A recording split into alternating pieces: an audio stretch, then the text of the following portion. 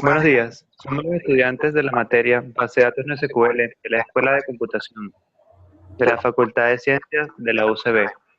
La siguiente presentación tiene como objetivo profundizar acerca de la web semántica y el caso de estudio de Allegrograph como un repositorio de datos no SQL para la web semántica. Mi grupo está conformado por Cristel Salazar, Vladimir Reinaga y mi persona, José Salina. Yo les voy a comenzar hablando sobre qué es la web semántica. La web semántica es una tecnología que ha venido surgiendo en los últimos años y que tiene como objetivo lograr que los recursos existentes en la web puedan procesarse automáticamente. Esta tecnología abarca diferentes áreas de la informática, como la inteligencia artificial, la base de datos, la comunicación de datos y conceptos ontológicos que sirven para establecer las relaciones entre los distintos datos, generar conocimiento mediante algoritmos aplicados a los datasets y almacenar y recuperar eficazmente todo lo procesado. Los recursos que no son exclusivamente páginas HTML, sino cualquier información o dato que circule en Internet. Estas pueden ser imágenes, metadatos, web service, entre otros. Pero, ¿por qué utilizamos la web semántica? ¿Por qué surgió?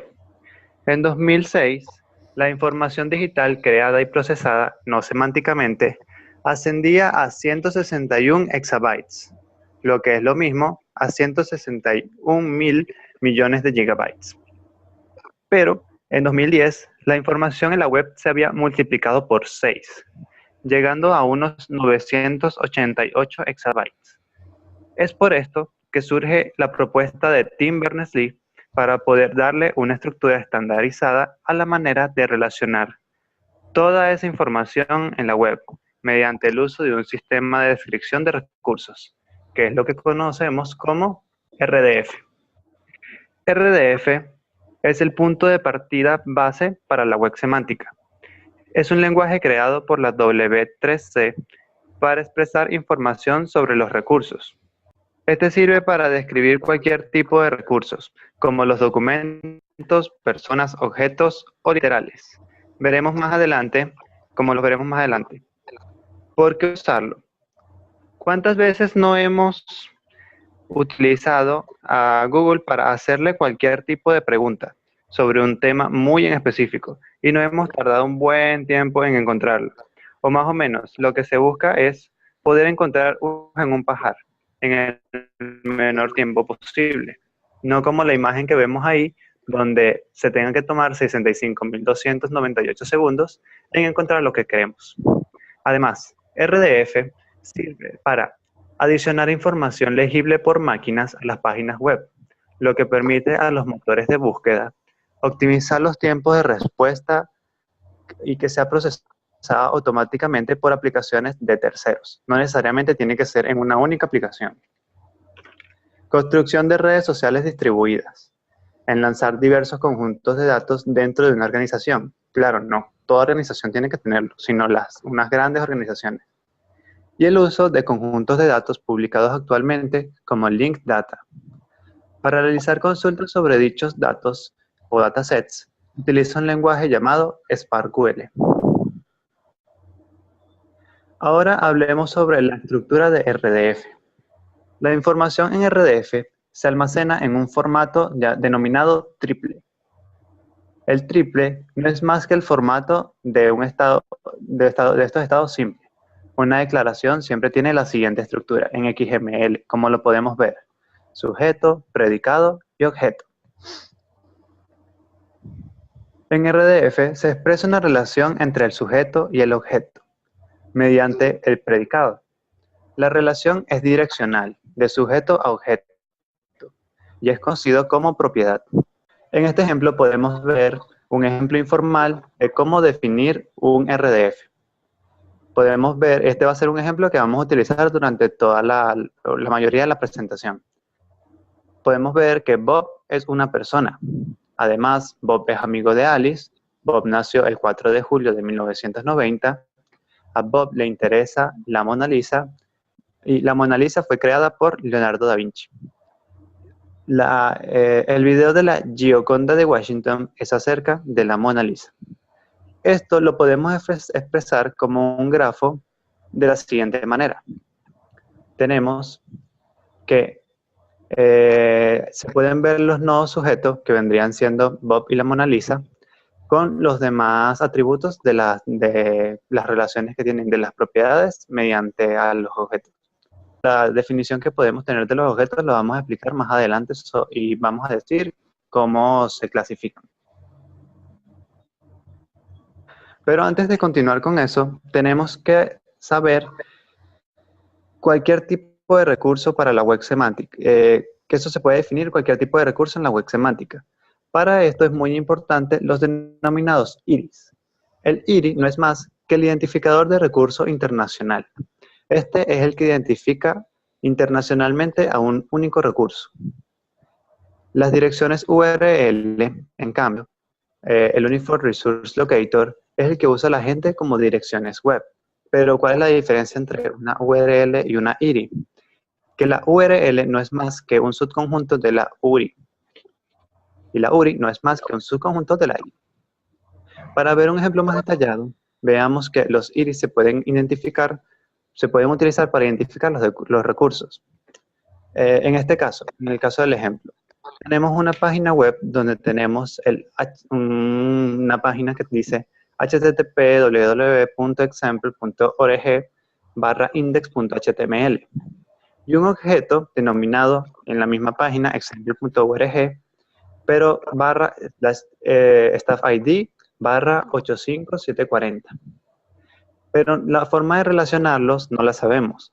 Y esta está definida en otra URI denominada http://purl.org/dc/elements/1.1/creator. Lo que podemos ver es que en la página index.html se crea el staff ID del identificador 85740. Ahora hablemos sobre los literales. Los literales no es más que la primera forma de la estructura de los nodos en RDF, tanto para sujeto como para objeto. Los literales son valores básicos que no son IRI. Los literales también están asociados con un tipo de datos que permite a estos valores que se analicen y se interpreten correctamente. Estos se pueden mapear, como lo vemos en programación, con una cadena de caracteres, un string, un entero, un decimal o inclusive una fecha. Ahora, los gráficos múltiples. RDF proporciona un mecanismo para agrupar declaraciones RDF en múltiples gráficos y asociados tales gráficos con un IRI. ¿Qué quiere decir esto? Que podemos relacionar distintos gráficos mediante una IRI y no necesariamente tienen que pertenecer al mismo host o al mismo servidor. Veamos en el ejemplo anterior. En el primer gráfico, el conjunto de datos de la muestra referente a Bob se identifica por la página www.example.org/Bob. Esto se puede considerar como una red social, por ejemplo. En el segundo gráfico, podría ser proporcionado por la página de Wikidata y se identifica por la página de Wikidata, wikidata.wiki/special.entity/Q12418. Si accedemos a este link, podemos ver que este es en donde se encuentra la definición de todo lo referente a la Mona Lisa. Si continuamos, vemos cómo se diferencia la separación de los gráficos. Podemos ver que en el lado izquierdo se encuentra Bob con sus relaciones, su relación con Alice, donde se identifica que es una persona, donde nace, y se establece una relación con la Mona Lisa que se encuentra en la página de Wikidata. Ahora, ¿qué son los vocabularios RDF? En RDF, tampoco los recursos se definen tan informalmente, sino habrían miles de maneras para describir el mismo recurso, lo que generaría pérdida de integridad de los datos. Para ello, El modelo de datos RDF proporciona una manera de hacer declaraciones sobre los recursos.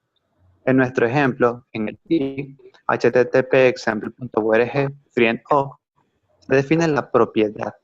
La propiedad no es más que el predicado de nuestra relación. Y en http://www.example.org person, la clase de los sujetos y objetos de dicha tripleta, que quiere decir que Bob y Alice van a ser de la clase persona. El esquema RDF también utiliza la noción de class para especificar las categorías que se pueden utilizar para clasificar los recursos, tanto los sujetos como los objetos, mientras que la relación entre una instancia y su clase se afirma a través de la propiedad tipo D. Como podemos ver en el cuadro que vemos acá, en la tabla, podemos ver la forma sintáctica en la que se puede definir una clase, una propiedad, un tipo o inclusive una subclase y una subpropiedad. Las clases, como ya dije, no son más que las descripciones de los recursos y de los objetos, igual que la propiedad. La propiedad es la que se utiliza para la relación. En cambio, el tipo no es más que la instancia del recurso de la clase.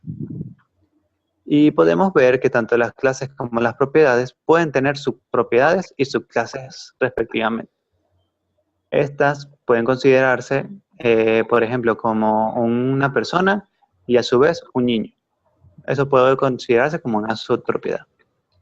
Además, tenemos las restricciones de dominio y de rango, que estas nos ayudan y nos ayudan para poder aplicar restricciones de tipos sobre los sujetos y los objetos. ¿Por qué esto? Porque podemos decir que un hombre, que es de la clase persona, no puede ser considerado también como un vegetal. Ahí es donde se aplica ese tipo de restricciones de rango y de dominio. Esto es un ejemplo donde podemos ver toda la clasificación que tienen los nodos Robbie y Jans. Robbie no es más que un mamífero, que es un perro que tiene 4 patas y 2 ojos, que a su vez es una subclase de animal que es de tipo clase. Y Jans, que no es más que un apodo del señor Mr. Jean, que vendría siendo un humano. Se establecen relaciones entre Mr. Jean y Robbie debido a que Mr. Jean es conocido como Jans y Robbie es la mascota de Jans. ¿Qué quiere decir esto? Que por silogismo podemos ver que Robbie también es mascota de Mr. Jean y a su vez Mr. Jean es el dueño de Robbie. Pero estas no son declaraciones que se hacen así como así, sino que son mediante la declaración de las subclases y de las subpropiedades. Por ejemplo, pet of es el inverso de tiene una mascota. Tiene una mascota, tiene que estar dentro del rango de los mamíferos, como se declara por acá. Y una subpropiedad de tener una mascota es el dueño. El dueño está, a juro, dentro del dominio de los humanos. Y esto podemos verlo que todas estas subpropiedades son propiedades. Aquí podemos ver más o menos cómo se define un vocabulario de nuestro ejemplo. El sujeto, el predicado objeto y el gráfico de donde se puede obtener dicha información. En el primer caso, Jans, el predicado es el tipo y el objeto es un humano. Eso se puede determinar por una partida de nacimiento. Robbie es una mascota de Jans, eso se determina por la página de la casa de Jan. Mascota de es el inverso de tiene una mascota por la gramática inglesa. Claro, esto está traducido, entonces pues, en una página de la gramática inglesa se podría determinar esto. Y dog es una subclase de mamífero y eso está determinado por la ciencia. En los vocabularios RDF se utiliza mucho y comúnmente utilizado es el estándar OWL. OWL no es más que un tipo de vocabulario que se utiliza para poder definir nuestros propios vocabularios de las gráficas RDF. Ahora les voy a dejar con mi compañera Cristel, que les va a continuar explicando sobre cómo escribir formalmente un grafo RDF. Buenos días. ¿Cómo escribir un grafo RDF? Realmente hay múltiples maneras de hacerlo. Cada una puede llegar a ser más estricta que la otra. En este caso, la más básica, que está basada en lo que nosotros ya hemos hablado, que es las tripletas, está llamada como N-triples. ¿Qué es un N-triples? Es un formato para almacenar y transmitir datos y fue diseñado para ser un formato mucho más simple que Turtle. Sin embargo, como carece de algunos de los accesos directos proporcionados por otras serializaciones de RDF, puede ser tedioso escribir grandes cantidades de datos a mano y difícil incluso de leer. En este caso, nosotros trajimos un ejemplo del formato de N-triples. Como pueden ver, aquí hay por cada línea, en este caso, todas ellas están debidamente numeradas, una tripleta. ¿Cómo reconocer una tripleta? El cuerpo de la tripleta está representado entre los signos de mayor y menor que. Por ejemplo, en la línea 1, la tripleta va desde http example.me hasta persona. Cada línea está separada por un punto al final. Y en el caso de nuestra tripleta, aquí tenemos incluso el ejemplo de un literal. El literal se encuentra en la línea número 3, donde se indica la fecha de nacimiento de Bob. Los signos que se encuentran al lado de la fecha son los que indican, son el delimitador para añadir el tipo de dato fecha al esquema. Esta es la traducción o la manera más cómoda de ver el grafo representado en la forma de la tripleta. En el lenguaje natural, como ya hemos visto en los ejemplos anteriores, este grafo lo que quiere decir es que Bob, de tipo persona, es amigo de Alice, que también es tipo persona. Bob nació el 4 de julio de 1990, su topic interest es la Mona Lisa, que fue creada por Leonardo da Vinci.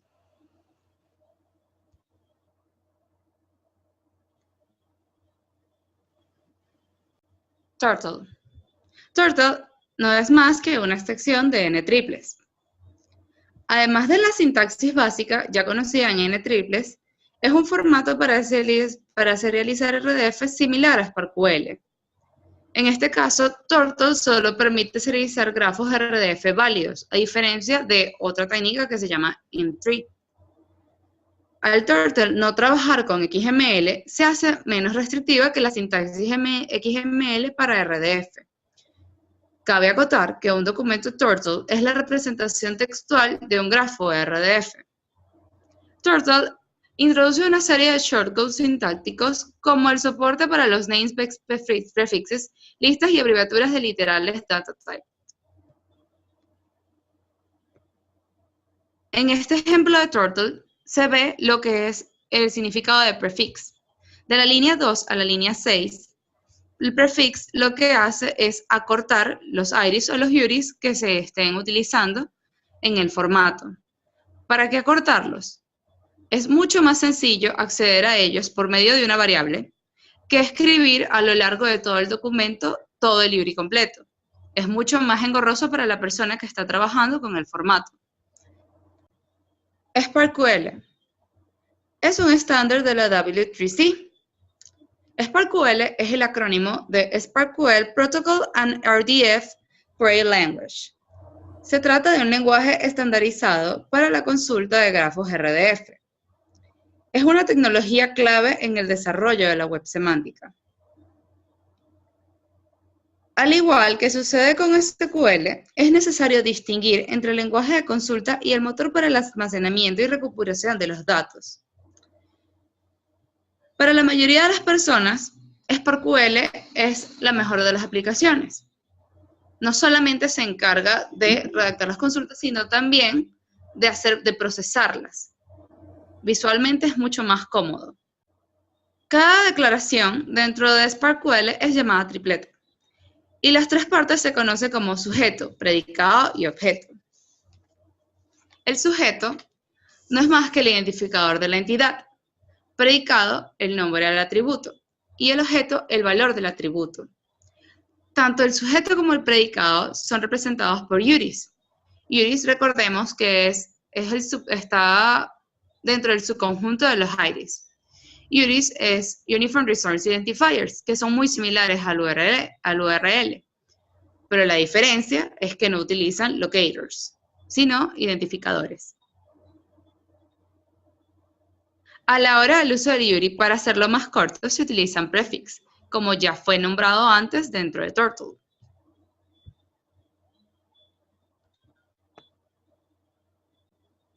Este es un ejemplo de SparkQuell. Al principio vamos a encontrar los dos prefix para no ser tan engorroso el documento y se ve que se va a declarar 4 empleados. El identificador, en este caso el sujeto, sería empleado 1, empleado 2, empleado 3, empleado 4. El objeto sería el nombre, el apellido, el título, incluso la fecha. Y el valor de cada uno sería su nombre como tal, su cargo. Para hacer esto mucho más sencillo, hay una forma de visualizarlo por medio de tablas. Esta tabla lo que demuestra es que casi todo tipo de datos puede ser representado por una tripleta. ¿Cómo leerlo? El sujeto sería el identificador de cada uno, o mejor dicho, la entrada a cada tabla, lo que es empleado 1, empleado 2, empleado 3 y empleado 4. El predicado sería cada columna, el nombre de cada columna, ya sea el código de empleado, el nombre, el apellido, el título, la fecha de contratación o la fecha donde ellos hayan terminado su orientación. Y el objeto, en este caso, es el valor de la tabla, o lo podemos ver como la intersección entre el sujeto y el predicado. Un ejemplo básico sería, si yo quiero saber cuál es el título que tiene John Smith, lo que hago es buscar a empleado 2, al título, y puedo ver que John Smith es ingeniero. Así es como funcionan las tripletas. Y la manera más sencilla de comprenderlas es por medio de tablas.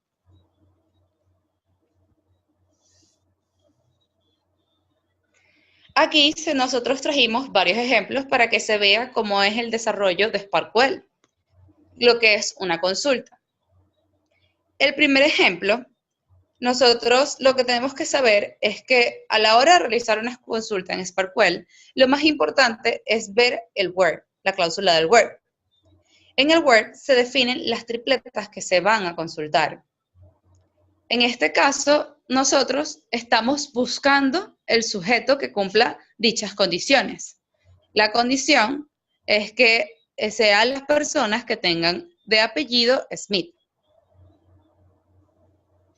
El procesamiento de esta consulta lo que nos trae es al empleado número 1 y número 2, que anteriormente tenían el apellido Smith. Aquí se ve realmente la utilidad del prefix, porque en caso de nosotros no tener cómo renombrarlos de una manera más corta, tendríamos que colocar donde dice Bcard el valor que necesitamos, el URI.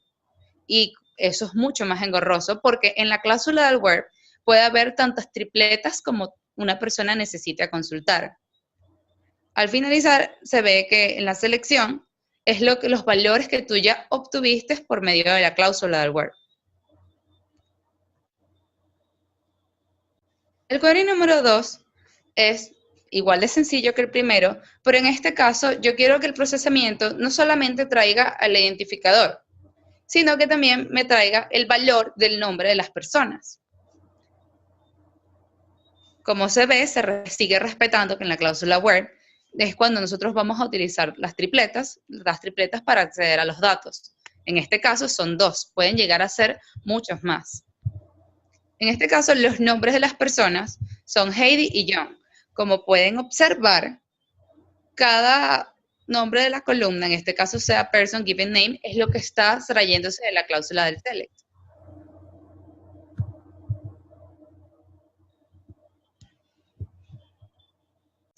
Query número 3. Este ejemplo, al igual que los anteriores, lo único que hacemos es alargar o ver qué tantos pueden tener, qué tantas tripletas podemos utilizar dentro de la cláusula del where. En este caso son 3. Son el nombre, el apellido y la fecha donde esos empleados hayan terminado su orientación. En este caso traemos a John Smith y a Heidi Smith. ¿Por qué trajimos a John Smith 2 veces? En la primera tabla pudimos ver que John Smith completó su orientación 2 veces porque tuvo 2 títulos diferentes. Aquí vemos que adicionalmente se puede crear una variable nueva mediante objetos de consulta. En este query, nosotros no solamente estamos trabajando con los valores que ya tenemos dentro de la tabla, que eran nombre o apellido, sino que en base a esa consulta estamos construyendo una variable nueva. En este caso, full name. Full name, ¿qué sería full name? Vemos como al principio de la cláusula where estamos consultando aquellas personas de nombre y apellido. Al final de la cláusula se ve que estamos haciendo un bind. Bind se utiliza para construir nuevos registros, nuevas variables. Concat es lo que se encarga de concatenar lo que es el nombre y el apellido que ya nosotros estamos consultando en la cláusula where. Y ese nombre y ese apellido tendrá un nuevo valor dentro de la tabla que va a ser full name. Al final, en la consulta, en el pequeño cuadro, podemos ver cómo se creó la concatenación de ambos.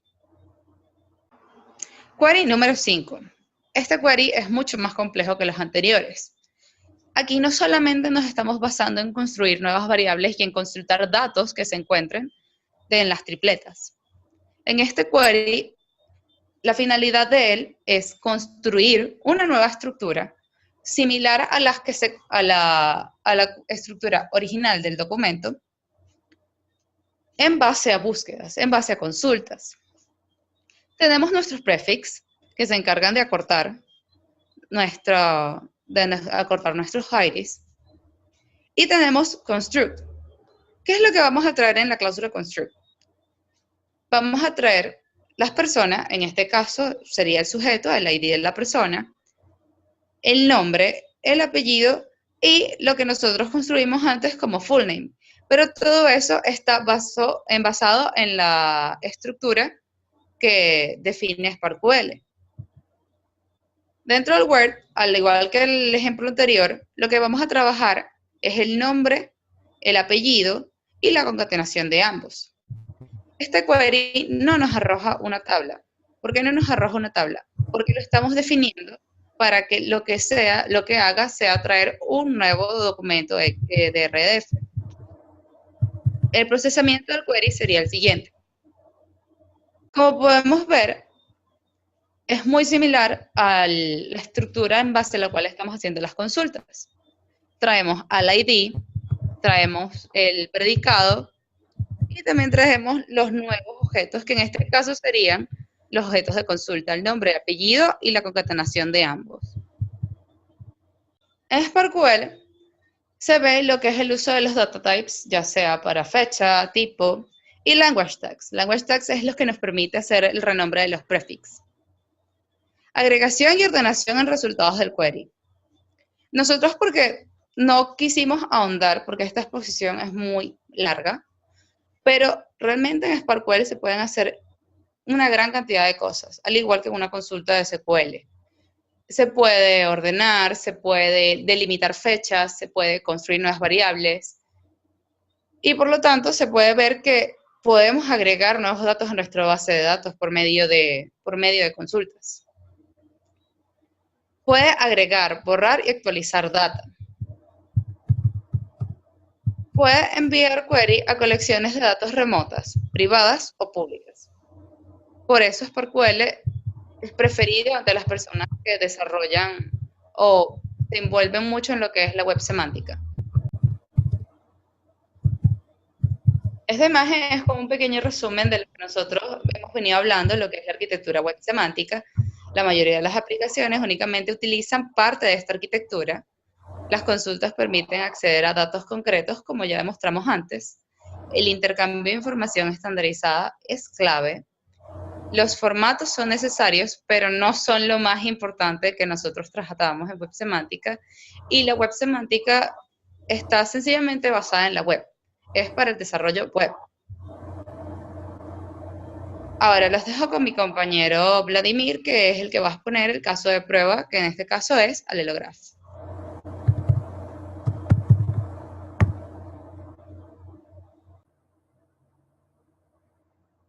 Buenos días.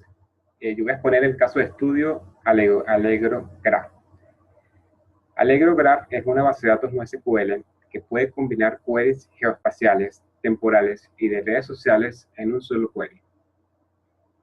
Entre sus características más resaltantes está el hecho que implementa ACID, es decir, atomicidad, consistencia, aislamiento y durabilidad. Soporta la replicación y los backups en línea, así como text indexing a nivel de predicado. Todos sus clientes están basados en el protocolo REST y puede usarse con los siguientes lenguajes de programación: Java, Python, Ruby, C#, Clojure, JRuby, Scala, Perl, Lisp y PHP. Es muy versátil. De hecho, puede ponerse en la nube por medio de Amazon S2, es decir, Amazon Elastic Cloud, para realizar computación distribuida. AllegroGraph almacena LDF triples y permite realizar consultas por medio de SparkQL y de Prolog. También soporta razonamiento LDFS por medio de su propio razonador. Además, brinda la posibilidad de customizar los queries al permitir Full Text Indexing, Free Text Indexing e indexado por rango. El primero hace posible la búsqueda de expresiones booleanas, expresiones con wildcards o frases. En cuanto al Free Text Indexing, este hace posible buscar frases clave junto con un query. En cuanto al almacenamiento de los grafos, hay muy pocas restricciones, ya que se pueden modelar grafos con vértices y aristas tipadas y con atributos, así como aristas dirigidas, no dirigidas y con ciclos. Adicionalmente, AllegroGraph implementa varios algoritmos para el manejo de grafos. Está disponible en 3 versiones.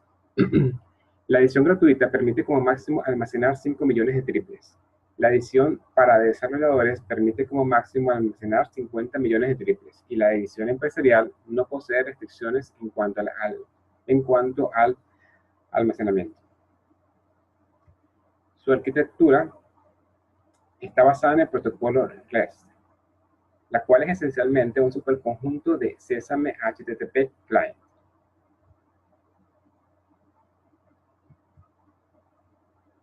Ventajas sobre otro tipo de base de datos. A diferencia de las bases de datos de grafos que usan propiedades, con AllegroGraph se pueden realizar consultas muy complejas. Por ejemplo, hallar todas las reuniones presenciales que ocurrieron en mayo a 25 o menos kilómetros de Caracas, a los cuales asistieron los amigos más influyentes de Jack y amigos de dichos amigos. Desglosando esta consulta, tenemos tipo de evento o característica, es decir, las reuniones son de tipo presencial. Lugar, en Caracas, como máximo a 25 kilómetros de la ciudad. Una franja de tiempo. Rango de tiempo, en este caso durante todo el mes de mayo. Y relaciones sociales, cómo están relacionadas las personas, es decir, hay una parte de los amigos de Jack que son más influyentes y dichos amigos a su vez han establecido una relación de amistad con otras personas. Luego voy a hablarles ahora de Linked Data versus Open Data. En primer lugar, es necesario establecer que son conceptos totalmente distintos. Linked Data permite expresar relaciones existentes entre los datos. En cambio, Open Data quiere decir que cualquier persona puede acceder libremente a los datos, usarlos, modificarlos y compartirlos para cualquier propósito en general. Linked Open Data es un concepto que engloba a Linked Data y a Open Data por medio del estándar W3C. AllegroGraph es un medio ideal para hacer uso de Linked Open Data. La principal fuente de Linked Open Data es la de Wikipedia, la cual almacena 2.4 billones de piezas de información de Wikipedia en formato de Linked Open Data. Ahora, al momento de crear información que esté en concordancia con Linked Open Data, la data se puede clasificar mediante estrellas, que van de 1 estrella a 5. La que tiene 1 estrella quiere decir que la data está disponible en la web, no importa en cuál formato esté. Si la data tiene 2 estrellas, quiere decir que está disponible, pero en un lenguaje que las máquinas pueden entender. Es decir, un lenguaje estructurado, por ejemplo, en Excel. Si tiene 3 estrellas, quiere decir que cumple con las 2 anteriores y además el formato es un formato libre, porque, por ejemplo, Excel pertenece a Microsoft. El formato equivalente sería CSV.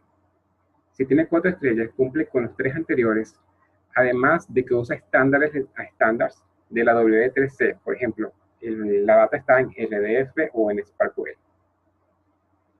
Y si cumple 5 estrellas, quiere decir que cumple con todas las anteriores y además se pueden establecer enlaces entre la data de la persona y la data de otra persona para poder proveer un contexto. Entre las entidades que usan AllegroGraph como solución a sus necesidades están, por ejemplo, en el campo de la manufactura, empresas tan importantes como General Electric, Ford. En la parte financiera está el banco JP Morgan, entre otros. También lo usa la inteligencia de Estados Unidos. Y también se usa, por ejemplo, en empresas farmacéuticas como Novartis, etc. Ahora vamos a pasar a la parte práctica.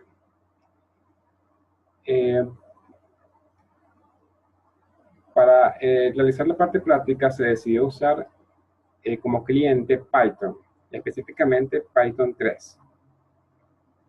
Entonces, para poder instalar este cliente, primero es necesario cumplir con ciertas...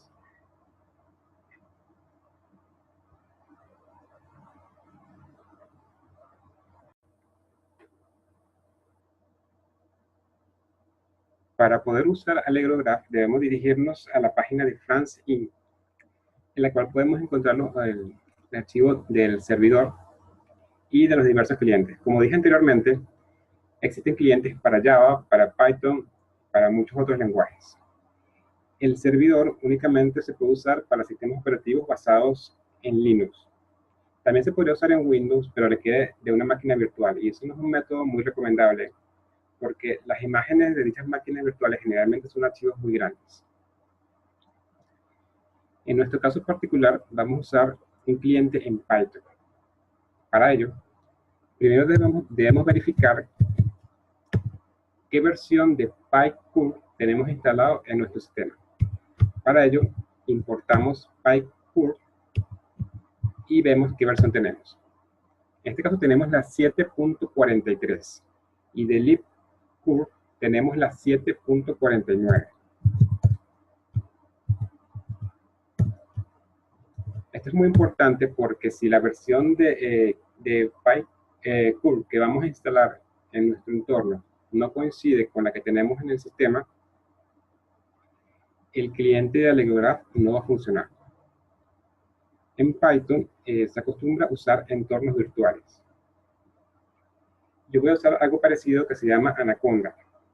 Para crear un entorno virtual con Anaconda se usa Conda Create, el nombre del entorno virtual, que en este caso le puse AllegroGraph Py 3.6, y los programas que se van a instalar, Python 3.6 y PyCurve 7.43. Fíjense que debe coincidir con el que tengo en el sistema.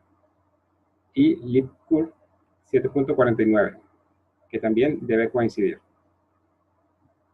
Yo este entorno virtual lo creé previamente, así que no lo voy a volver a crear. Para poder arrancar el servidor, debemos ejecutar este comando, en el cual esta es la ruta donde tenemos instalado el AllegroGraph.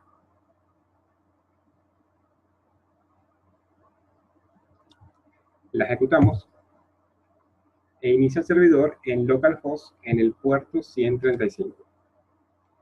Para detener el servidor es muy sencillo. Simplemente en vez de start, ponemos stop. Y eso detiene al servidor.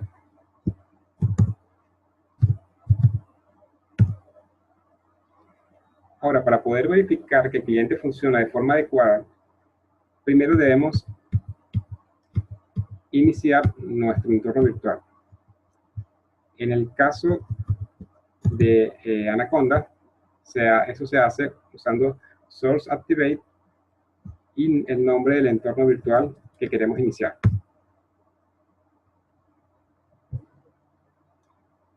Una vez que estemos allí, debemos ejecutar el siguiente script. En este script se hacen los imports correspondientes y se especifica el localhost, el puerto, el usuario y el password como una conexión. E imprimimos el tamaño de dicha conexión. Esto debe dar como resultado 0 debido a que es una conexión que apenas acabamos de crear.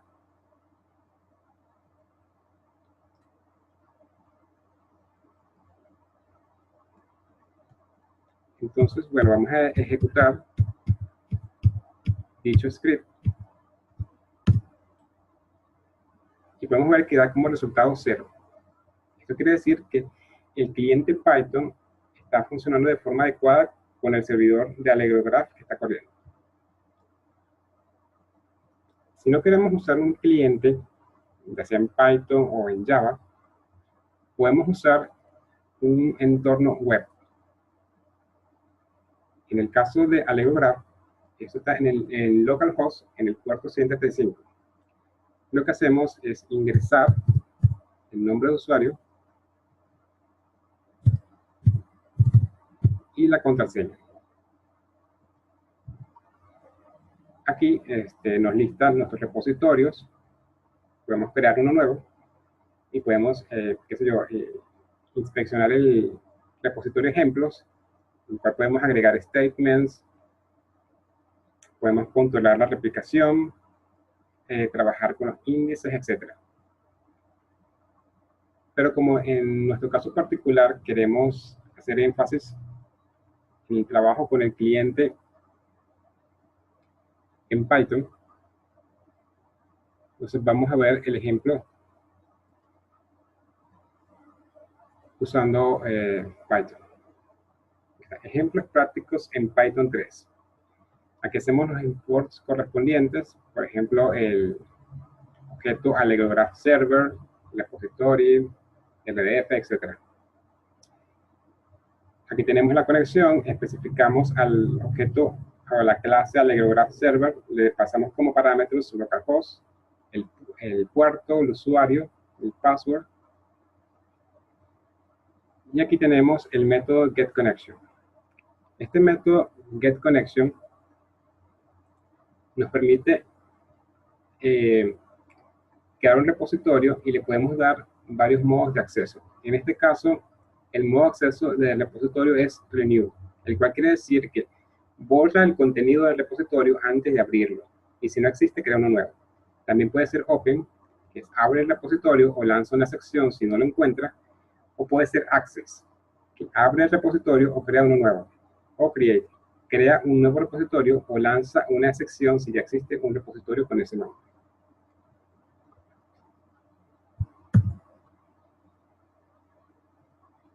Vamos a ejecutarlo.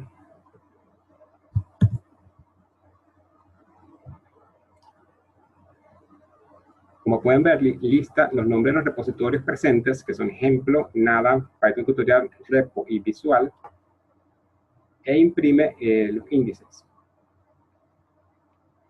Allegro Graph crea estos 7 índices de manera predeterminada. Ahora este es un ejemplo de cómo insertar triples. Aquí obtenemos una conexión y vamos a, dentro de esa conexión vamos a crear varios URIs. En este caso para Alice, Bob. Aquí para el nombre, persona. Y también creamos 2 literales. Aquí no se pueden usar strings como tal. Si vamos a usar eso, tenemos que hacer create literal, para el nombre de Bob y para el nombre de Alice. Aquí imprimimos cuántos triples tiene el repositorio. En nuestro caso va a imprimir 0, y una vez que hayamos insertado estos 4, obviamente va a cambiar. Ahora ejecutamos el método insertar personas.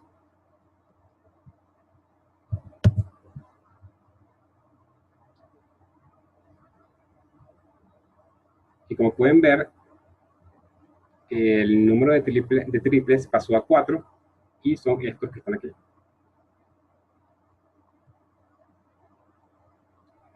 Ahora, usando una consulta sencilla en Spark, ¿cómo se hace? Primero tenemos que obtener una conexión con el método de insertar personas. Y vamos a usar el método prepare tuple query, en el cual vamos a especificar el lenguaje de la consulta, que en este caso va a ser SparkQL, y el query como tal. En el query vamos a tener sujeto, predicado, objeto, y la condición es que el sujeto sea Alice.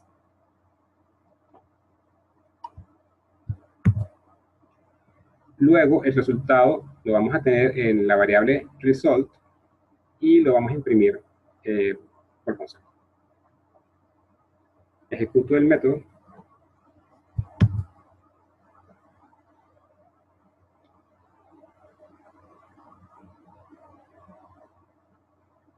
Y el resultado es a partir de acá. Alice, en este caso imprime 2 porque Alice está como nombre y también está como persona. Esos son los dos resultados que tenemos. Luego está el método para obtener una sección dedicada. Esto es importante cuando se van a usar queries un poco más avanzadas usando Prolog. Y en este método también vamos a aprovechar para cargar un archivo RDF y un archivo de triples.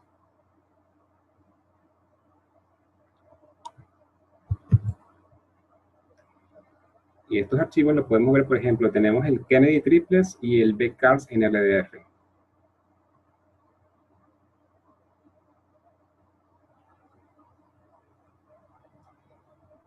Este es el Kennedy triples. Es un archivo que tiene 1000 y tanto de triples. Y con estos métodos los podemos cargar fácilmente en nuestro repositorio.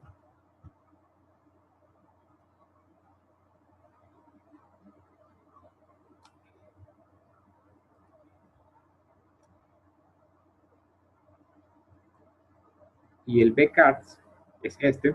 Fíjense que el formato es distinto porque esto es en RDF, que es bastante parecido a XML.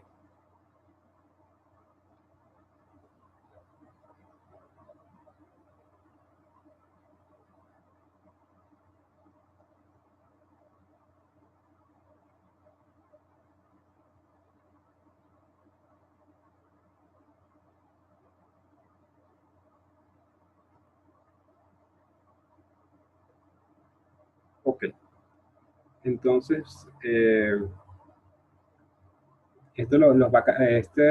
aquí especificamos el formato. El primer caso sería de n triples. No le vamos a dar contexto. Y el segundo sí le vamos a dar un contexto. El contexto es esto, es una URI como tal, que en nuestro caso va a ser esta. Eso es como para obtener el contexto, te da como un subgrafo. Entonces en el primero, que es el de Kennedy, no le vamos a dar contexto, y en el segundo vamos a establecerle un contexto. Ejecutamos el método.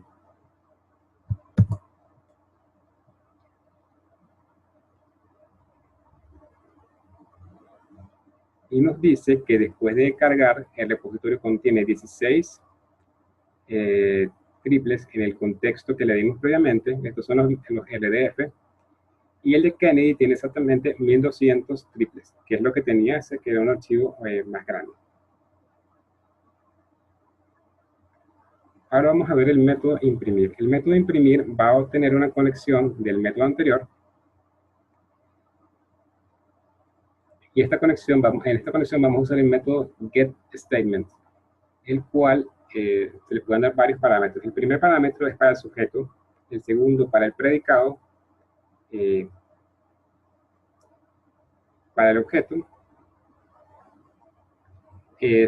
cuál es el contexto que si le queremos dar. En este caso no le vamos a dar contexto falso, quiere decir que no se está usando la inteligencia precargada, y estamos haciendo que esté limitado a 25, porque como vimos anteriormente,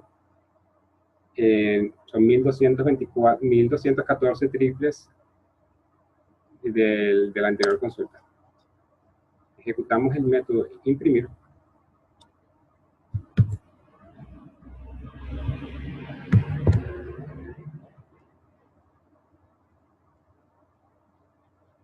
E imprime 25.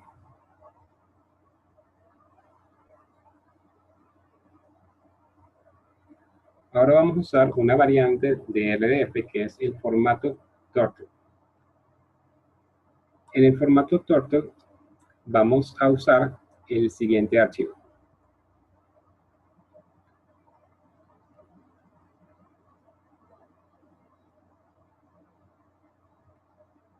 Fíjense que, como explicaron mis compañeros anteriormente, aquí se hace un uso intensivo de los prefijos, que es una forma más simple para poder no tener que estar escribiendo las direcciones que muchas veces son largas y se torna un trabajo tedioso. Dice que es un archivo compacto.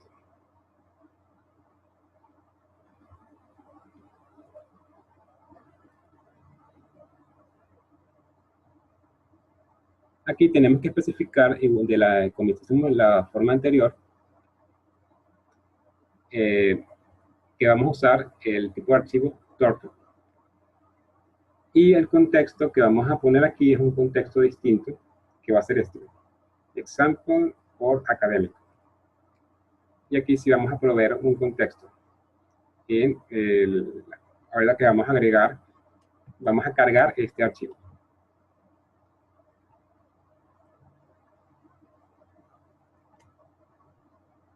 Ahora lo ejecutamos.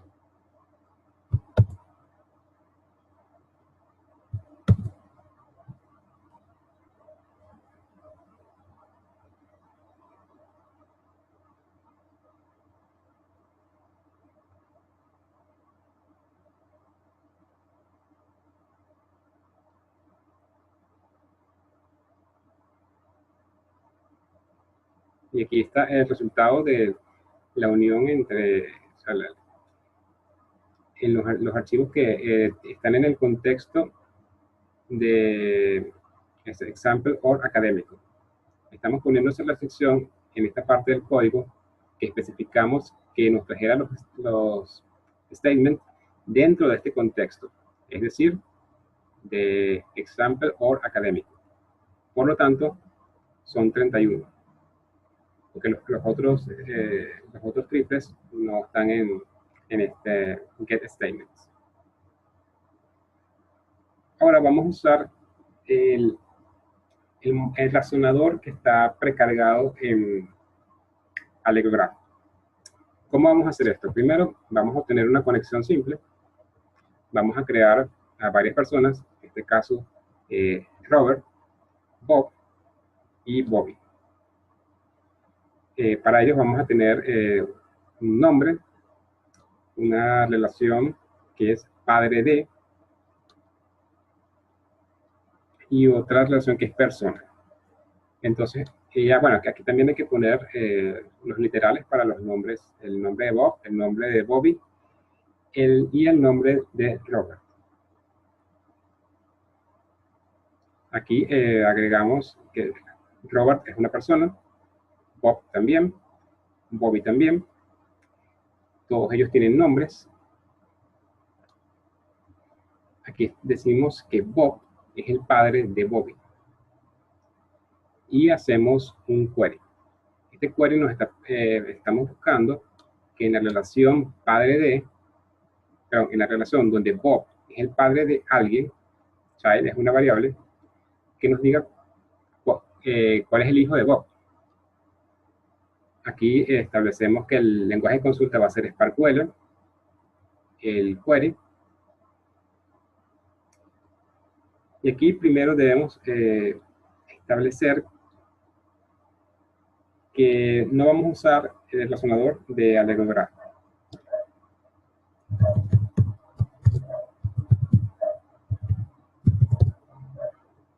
Por lo tanto, ponemos esto en falso.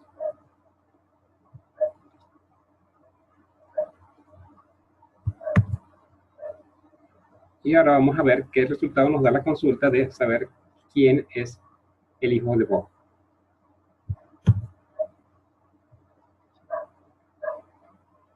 Esta consulta se hace en base a qué es lo que está guardado en el repositorio.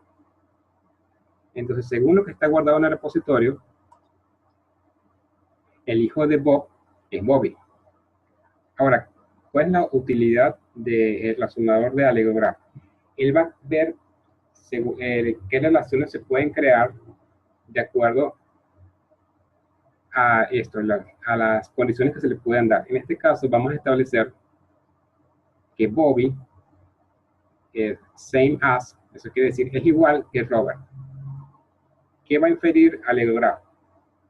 Si Bobby es el hijo de Bob, y aquí me estás diciendo que Robert es igual a Bobby, entonces debe ser que Robert también es hijo de Bob. Vamos a ver si esto es así. Vamos a encender la parte de inferencia de Allegro Graph.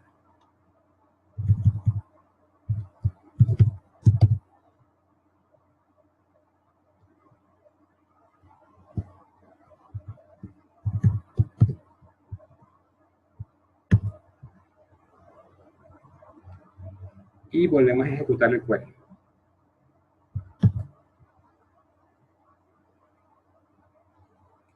Fíjense que ahora Allegro Graph logró deducir que como Bobby es igual que Robert, o es semejante, entonces Robert también tiene que ser hijo de Bob.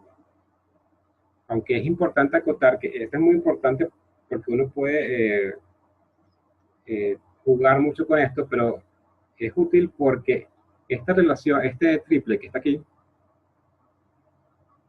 no se almacena en la base de datos. ¿Sí? Nada más es para consulta, es como que en memory. Eso depende de si el razonador está encendido o está apagado. Entonces esto nos puede permitir obtener muchas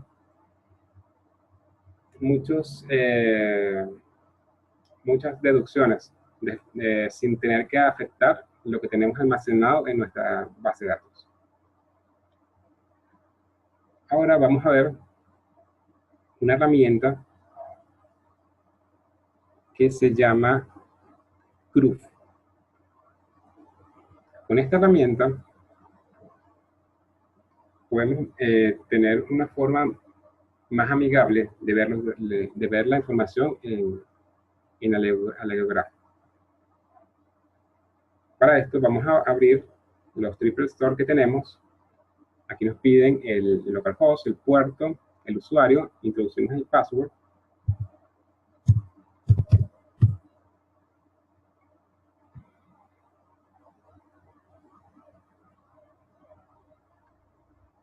Y podemos ver, por ejemplo, este repositorio.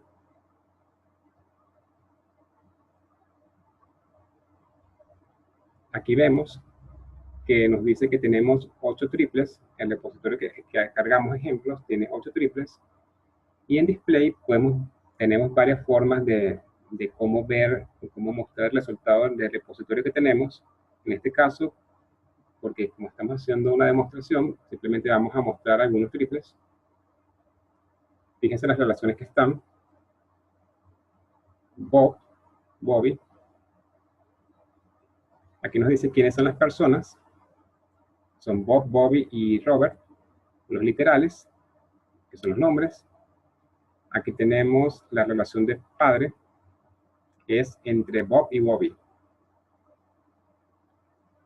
Fíjense que como les dije, la relación de que Robert también es hijo de Bob no se almacena en base de datos.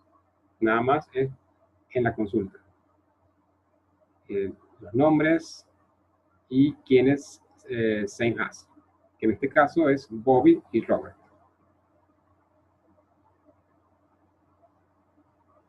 Y por último, vamos a ver un video de lo que les dije anteriormente, que es la DBpedia. Cómo trabajar con la DBpedia. A la DBpedia. La DBpedia es una de las fuentes de información que vamos a examinar. Es una fuente de información privada y que extrae sus datos, entre otras fuentes, de la propia Wikipedia. La Wikipedia está normalizada y añade información semántica a todos los datos.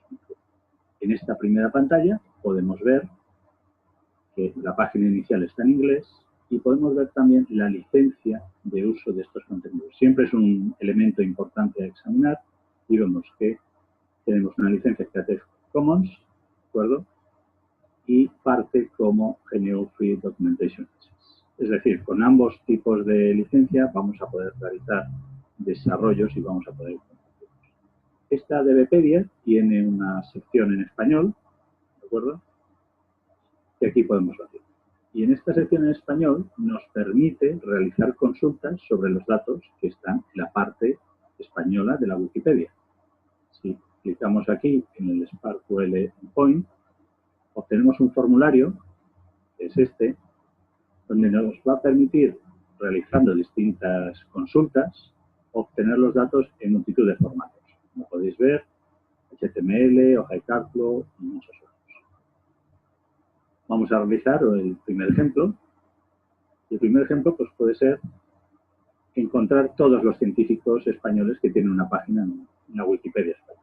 Copiamos esta query, la incluimos dentro de nuestra caja de consulta, la ejecutamos y ahí lo vemos.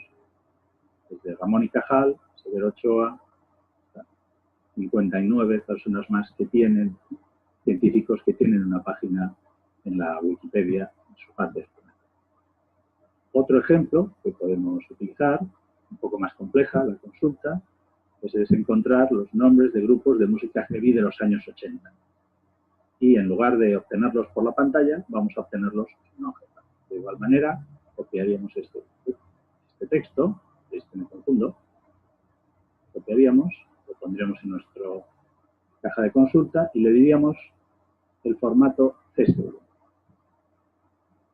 Si ejecutamos la consulta, obtenemos una hoja de cálculo donde tenemos una columna con el nombre del grupo y después una dirección de internet que nos llevaría a su página.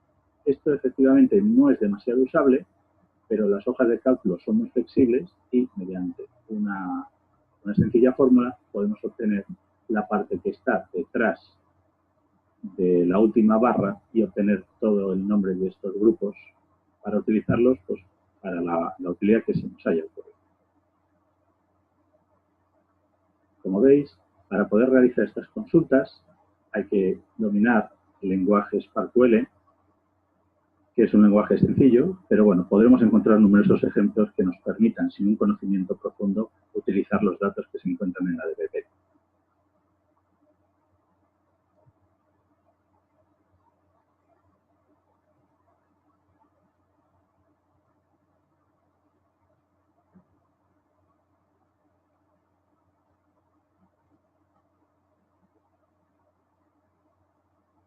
Bueno, eso ha sido toda nuestra exposición. Espero que les haya agradado y que les haya podido aclarar dudas y que quede más claro de cómo se maneja Allegro Graph. Muchas gracias.